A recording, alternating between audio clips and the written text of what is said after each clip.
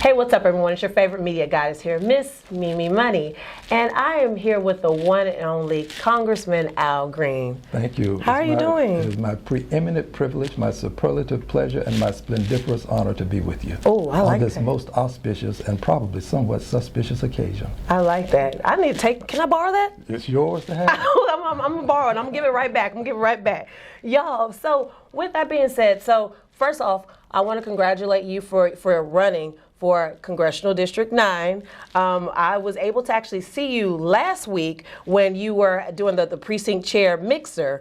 And you, boy, I'm tell you this, you had a lot to say. And we had a lot of questions to ask as well, too. But with that being said, I'm honored to have you here, and even more honored to have you here because I'm a representative as well when it comes to the Congressional District 18 precinct chair here at Harris County. Since you are a precinct judge, may I simply call you Your Highness? I will take that. I will take that. Right. I will take that. And with that being said, so I got a few questions I want to just, ask you as well too. Now, let's just be honest. I'm gonna get the elephant out the room. Please.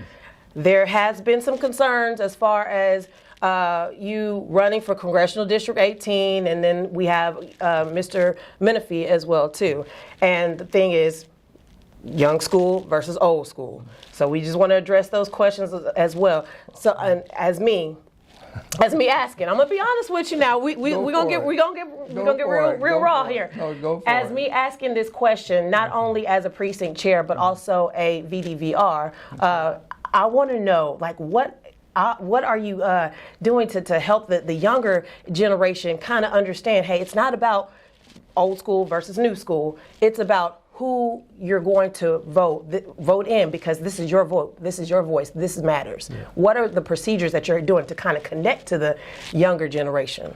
Well, the first thing I have to do is confess that I have celebrated my 19th birthday 4 times. Okay. And I'm now into my 5th 19th, and I'm a couple of years into that.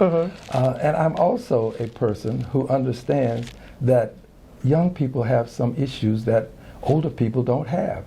Let's start with one that saddles them with debt for as much as 10 years and sometimes even longer after they finish college. I think those loans that you have to have, I don't think they should exist. I'm not a guy who says, let's cut down, let's hold down those loans, let's have a lower interest rate. I think that in the richest country in the world, we should have an education that is not only affordable, but it should be free. I like that. Free. Through college. Through college. This is the richest country in the world. We got one man that's about to become a trillionaire, and we can't give other people the opportunity to have a good education. But let me go on. I think that young people have to have an opportunity to build wealth.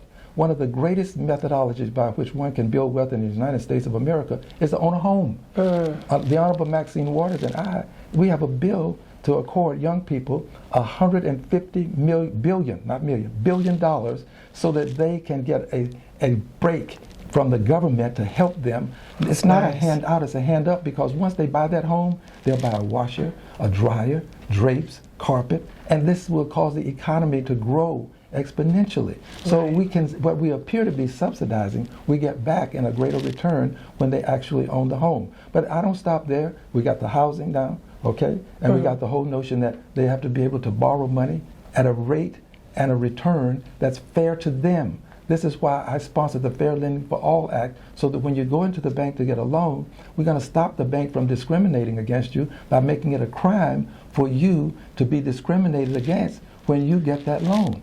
Yes, young people have some issues, and I not only will deal with them, I am dealing with them. Yes. I'm dealing with them right now.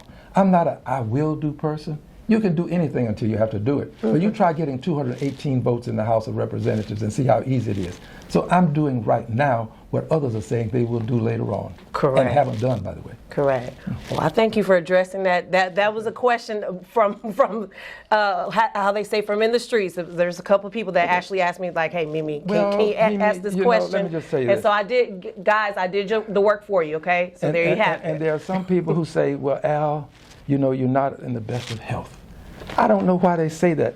This cane. That's for decoration, This cane for me. is no. You've heard this thing about, yea, though I walk through the valley of the shadow of death, I will fear no evil. My rod and my staff comforts me. This is my comfort in the presence of my enemies. I've got enemies that cause me to have $20,000 a month for security. I need help when they come in after me. This is a part of my help. But aside from that, hold this cane. Gotcha. Hold this paper, okay?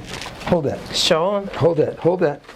Every morning, I do my push-ups and my sit-ups. Let's go. 1, 2, 3, 4, 5, 6, 7, 8, 9, 10, 11, 12, 13, 14, 15. Hold on, do an extra 3 for 18 now.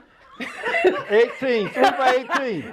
1, 2, 3 for 18. There we go. All right. 15 plus 3 is 18. There we have it, y'all. Every morning. Every morning I do sit-ups. Every morning. So, by the way, I don't drink, I don't smoke, I don't dip, I don't chew. I'm a moderate practitioner of one vice. I'm a single man, and I happen to like members of the opposite sex. There you have it, everyone.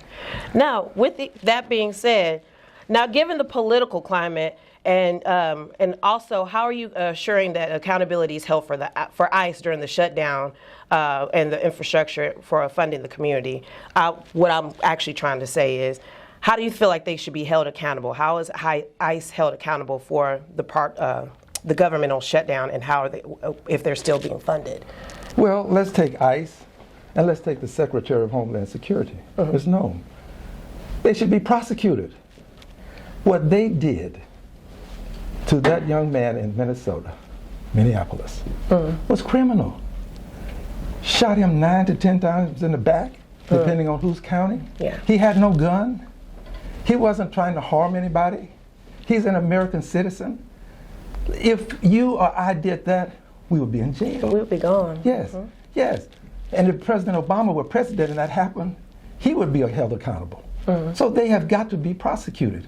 And Ms. Noem, who immediately said something very ugly about the persons, not only him, but also Ms. Good, they have to be prosecuted for what they did to these people. Correct. Ms. Good's last words were, "Hey, I don't mean you any harm.